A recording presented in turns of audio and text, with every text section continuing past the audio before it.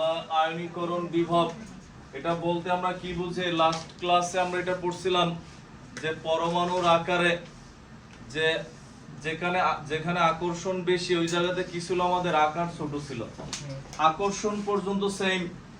আয়নীকরণ শক্তি বলতে বোঝানো হয়, দেখো আমরা একটা মৌল লিখি সোডিয়াম 11, আগে বুঝা নাও 1s2 2s2 2p6 3s1 কত 2 8 1।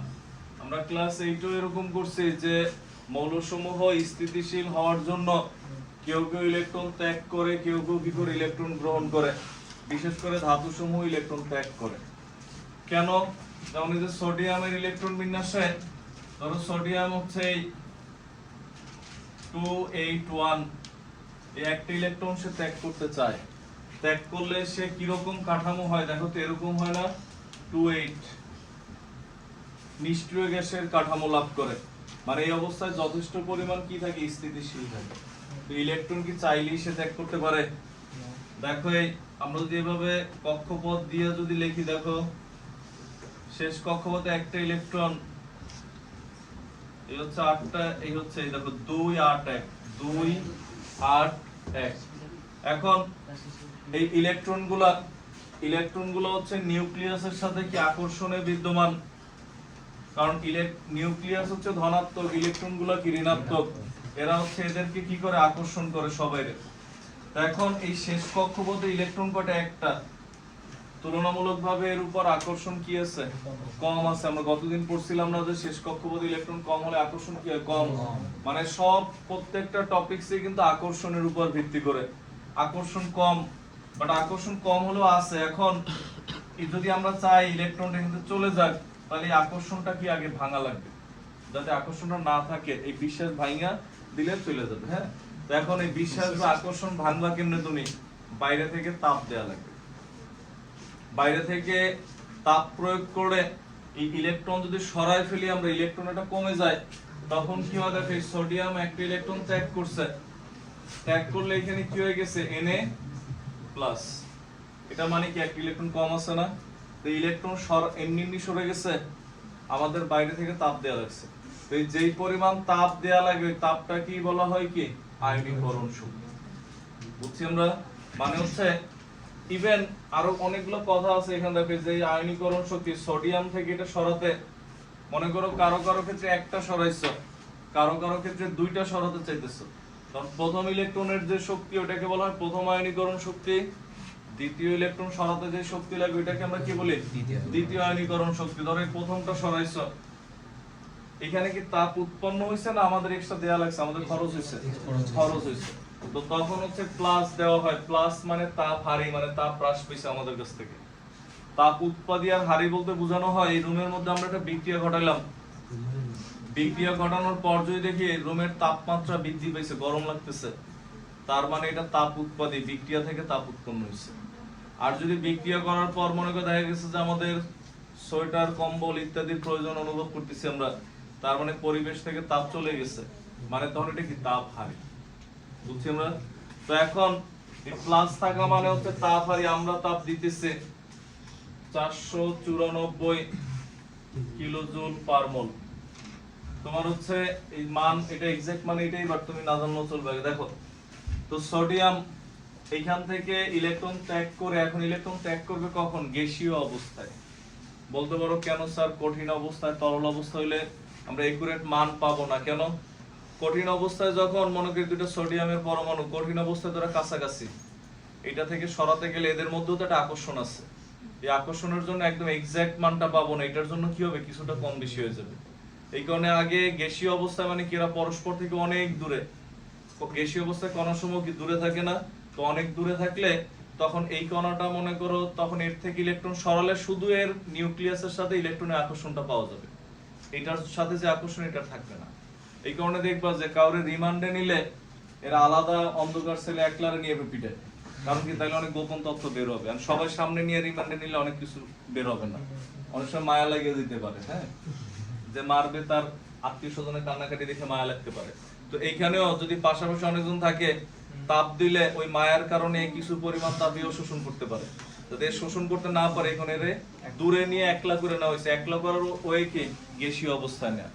তো তখন এইখান থেকে ইলেকট্রন সরায় কোথায় নিবা? অসীমে পাঠাই দিব, আমরা রাখবোই না। অসীমে পাঠাই দিতে যেই পরিমাণ তাপের প্রয়োজন হয়, এবং এটার জন্য আরো কথা আছে, এই পরমাণুটা কয় মোল হইতে হবে? 1 মোল।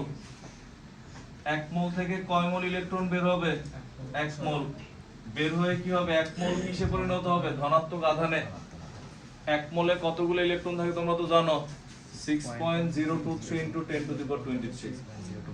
1 মোল গ্যাসীয় অবস্থায় বিচ্ছিন্ন কোনো পরমাণুর 1 মোল হতে 1 মোল ইলেকট্রন অপসারণ করে 1 মোল ধনাত্মক আয়নে পরিণত করতে যে পরিমাণ শক্তির প্রয়োজন হয় তাকে ওই পরমাণুর আয়নীকরণ শক্তি বলে।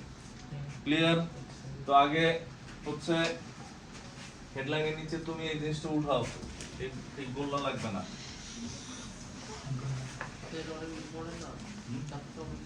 হ্যাঁ, টপিকস অনেক ইম্পর্টেন্ট।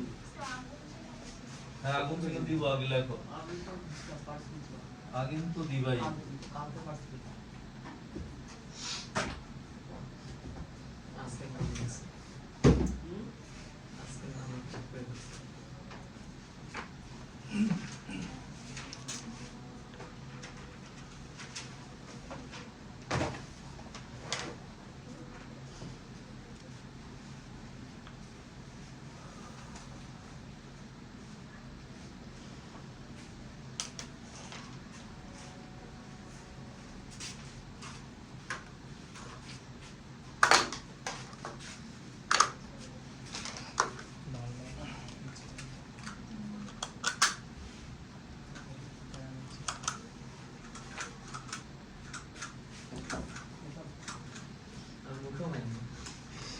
খাতার ওই পাশে দেখো কি অবস্থা।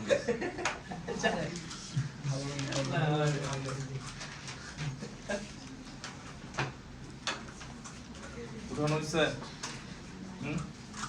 উঠানো হলে এটার নিচে এবার লেখো গ্যাসীয় অবস্থায় কোন মৌলের, দেখো গ্যাসীয় অবস্থায় কোন মৌলের, গ্যাসীয় অবস্থায় কোন মৌলের গ্যাসীয়, হ্যাঁ লেখো, গ্যাসীয় অবস্থায় কোন মৌলের 1 মোল গ্যাসীয় পরমাণু থেকে, গ্যাসীয় অবস্থায় কোন মৌলের 1 মোল গ্যাসীয় পরমাণু থেকে 1 মোল ইলেকট্রন অপসারণ করে 1 মোল ইলেকট্রন অপসারণ করে 1 মোল ইলেকট্রন অপসারণ করে 1 মোল ইলেকট্রন অপসারণ করে 1 মোল ধনাত্মক আয়নে পরিণত করতে, 1 মোল ধনাত্মক আয়নে পরিণত করতে, 1 মোল ধনাত্মক আয়নে পরিণত করতে যে শক্তির প্রয়োজন হয়,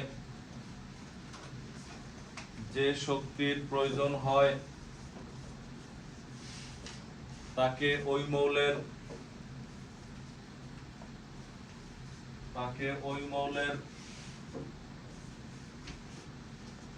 আয়নীকরণ শক্তি বলে। তাকে ওই মৌলের আয়নীকরণ শক্তি বলে। বুঝছি আমরা? আয়নীকরণ শক্তি কাকে বলে বোঝা গেছে? ক্লিয়ার একদম? হ্যাঁ, এরপর এটা নিচে 1 নাম্বার পয়েন্ট দিলে বাইরে থেকে প্রয়োগ করা হবে নাকি? হ্যাঁ, বাইরে থেকে দাও। গ্যাসীয় অবস্থায় কোন মৌলের 1 মোল গ্যাসীয় পরমাণু হতে 1 মোল ইলেকট্রন অপসারণ করে, লিখছো, 1 মোল ধনাত্মক আয়নে পরিণত করতে যে শক্তির প্রয়োজন হয় তাকে ওই মৌলের আয়নীকরণ শক্তি বলে। যে শক্তির প্রয়োজন হয় তাকে ওই মৌলের আয়নীকরণ শক্তি বলে। এটার নিচে কিছু পয়েন্ট লিখে আমরা 1 নাম্বার পয়েন্ট দিয়ে লেখো, যে মৌলের নিউক্লিয়াসের সাথে ইলেকট্রনের, যে মৌলের নিউক্লিয়াসের সাথে ইলেকট্রনের আকর্ষণ যত বেশি, মেইন কথা কিন্তু এর আগে পরমাণুর আকারের জন্য যেই পয়েন্টগুলো আমরা পড়ছিলাম, ওই যে ক্যাটায়ন অ্যানায়ন দিয়ে দেখাইছিলাম না, এইখানে সব কিছু একই, শুধুমাত্র লাস্টে আমরা বলছি এখানে আকর্ষণ বেশি তাই আকার ছোট, আর এখানে আমরা বলবো এখানে আকর্ষণ বেশি তাই আয়নীকরণ শক্তি বেশি।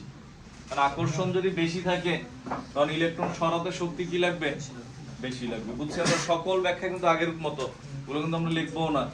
লেখো আগে, যে মৌলের নিউক্লিয়াসের সাথে ইলেকট্রনের আকর্ষণ যত বেশি,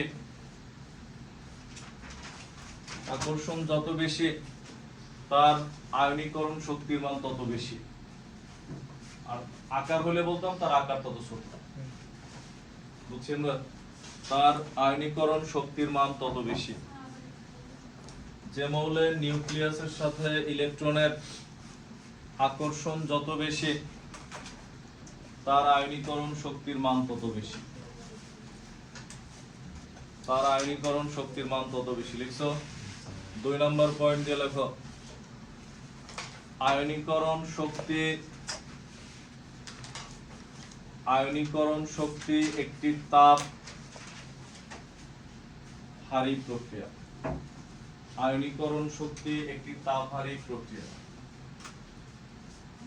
আয়নীকরণ শক্তি একটি তাপহারী প্রক্রিয়া। আয়নীকরণ শক্তি একটি তাপহারী প্রক্রিয়া। আমরা 3 নাম্বার দিয়ে রেখে দাও, যেটা ইনশাআল্লাহ আমরা আগামী ক্লাসে পড়বো। To be continue.